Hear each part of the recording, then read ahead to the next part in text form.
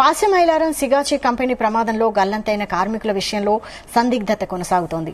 5 రోజులు గడుస్తున్నా ఇంకా లభించని 9 మంది కార్మికుల మృతదేహాలు గల్లంతైనట్టుగా కంపెనీ యాజమాన్యం జిల్లా కలెక్టర్ తెలిపారు.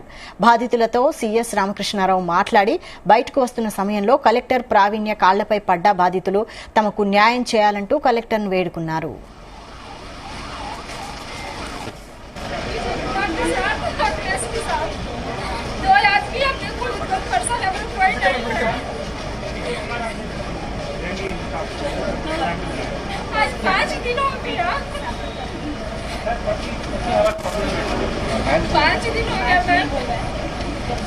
మరోవైపు సిగాచి కంపెనీ తీరుపై హైలెవెల్ కమిటీ ఆగ్రహం వ్యక్తం చేసింది.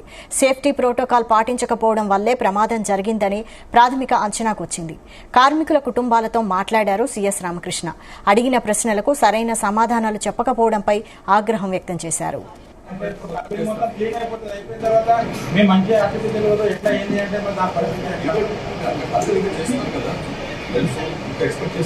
ఒకవేళ మరి ఏం దొరకకపోతే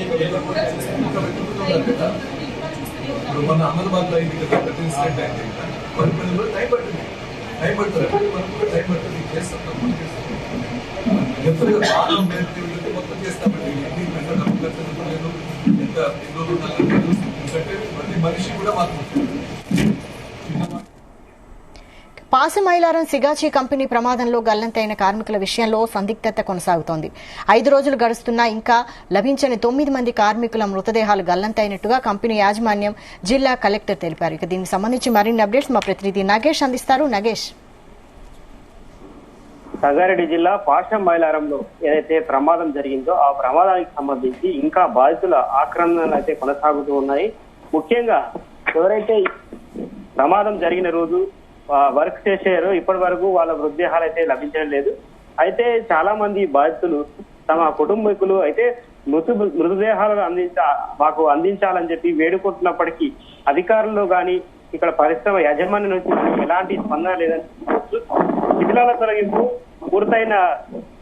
పూర్తయినప్పటికీ ఇప్పటికీ కొంతమంది మృతదేహాలు లభించలేదు.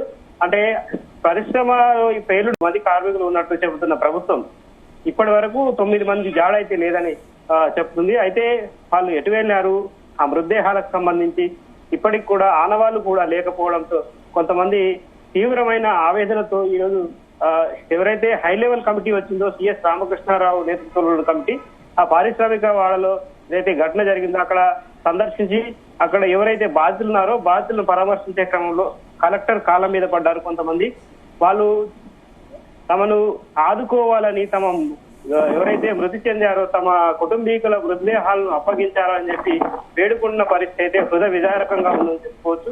అయితే ఈ ఘటనకు సంబంధించి జిల్లా కలెక్టర్ కూడా ఇప్పటికే ఒక ప్రకటన అయితే చేశారు.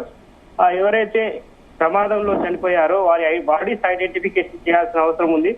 38 మృతదేహాలు గుర్తించాం. 38 మృతదేహాలు ఉంటే వాటిలో 31 గుర్తించాం. ఇంకా 7 DNA టెస్ట్ తర్వాత గుర్తిస్తామని చెప్పారు.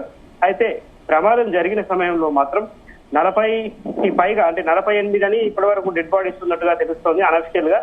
ఈ డెడ్ బాడీస్ సంబంధించి కాకుండా మరో 9 మంది మృతదేహాలు అయితే అసలు ఆచూకీ లేదు. వారు ఎక్కడికి వెళ్లారు అంటే ప్రమాదం జరిగిన సమయంలో విధులకు హాజరయ్యారని చెప్తున్నారు. కానీ వారు ఇప్పటికైతే వారు ఆచూకీ లేకపోవడం అనేది తీవ్ర మనోవేదన గురిచేస్తుందని చెప్పుకోవచ్చు. Okay, thank you నగేష్.5